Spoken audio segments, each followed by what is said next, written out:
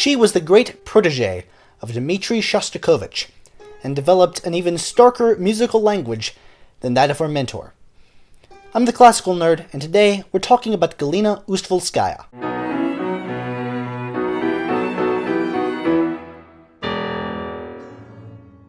Galina Ustvolskaya was born in 1919 in Petrograd, and from an early age played the cello. She entered the city's conservatory after its renaming to Leningrad, and studied composition there with Dmitri Shostakovich. When the Nazis invaded and the siege of Leningrad began, the students, herself included, were evacuated to the countryside. Through this, she felt strongly about continuing her studies with Shostakovich, who, despite his many run-ins with Soviet officials, was still very much the go-to composer in Russia, which is probably the only thing that even saved his skin in the first place. Shostakovich said of Ustvolskaya, "I am convinced that her music will achieve worldwide renown, to be valued by all who perceive truth in music, to be of paramount importance." Shostakovich rarely, if ever, heaped praise on his students in such a way, and this actually led to Ustvolskaya's exasperation later in life, because she felt like no matter what she did, she could not help but be seen as composing in Shostakovich's shadow. While Shostakovich valued her input so much that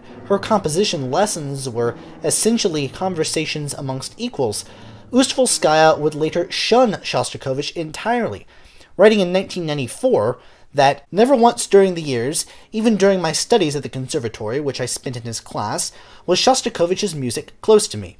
Nor was his personality. I bluntly refused to accept his music, as in the following years. Unfortunately, Shostakovich's personality only deepened my negative attitude towards him." She did not like the idea of her work being linked to the work of any other composer, and rightfully so. Shostakovich had proposed marriage to Ustvolskaya shortly after his first marriage had ended. Her refusal marked the beginning of the end of their relationship, professional and otherwise. Ustvolskaya was admitted to the Composers' Union after her graduation, and taught at the conservatory herself for 30 years, beginning in 1947. She never praised any student, and none of her students went on to any sort of notability. Her music, once prized by officials, now began to disappear from public performances, and new publications lagged. While Ustvolskaya never suffered under the torment of a Stalinesque purge, Soviet officials were still less than enthusiastic about the weird nature of her music, and she likewise was less than enthusiastic about what she saw as the subpar performance standards in and around Leningrad. She was barely able to make a living off of her music,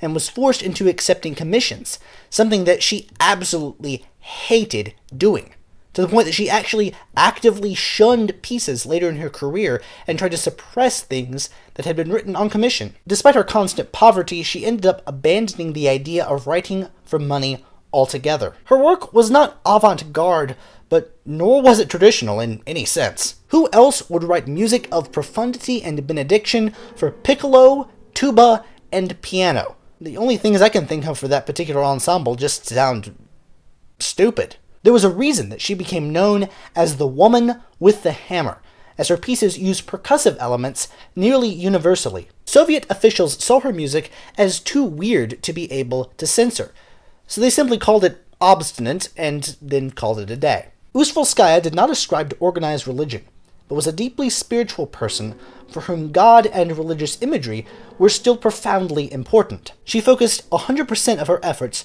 on her compositions, which she called music from the black hole. Her music is stark, depressing, dark, and often ritualistically repetitive, stunning those who heard it with its unique power. Her symphonies, for instance, are entirely religiously themed, with titles such as Jesus, Messiah, Save Us, Prayer, and Amen. She absolutely shunned traditional scoring.